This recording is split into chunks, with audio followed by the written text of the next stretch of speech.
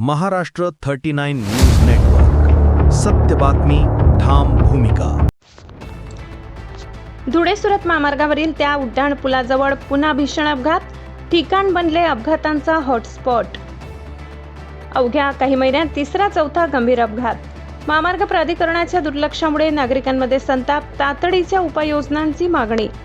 धुळे सुरत राष्ट्रीय महामार्ग क्रमांक 53 वरील कुणाल हॉटेल समोरील उड्डाण पुलाजवळ मंगळवारी भीषण अपघात झाला. नवापूरहून गुजरात राज्यात जाणारा ट्रक क्रमांक TN 93L 0771 च्या मागील बाजूस MP 21H1908 या ट्रकने भरधाव वेगात जोरदार धडक दिल्याने हा अपघात घडला.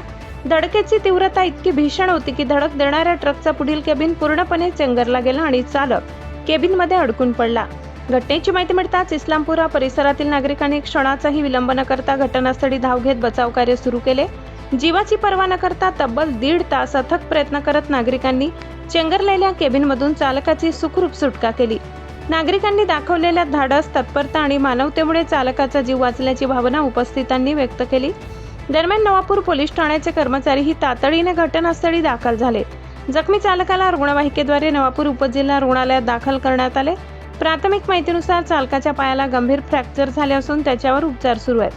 अपघातामुळे काही काळ महामार्गावरील वाहतूक विस्कळीत झाली होती. मात्र पोलिसांनी नागरिकांच्या समन्वयातून वाहतूक सुरळीत करण्यात आली.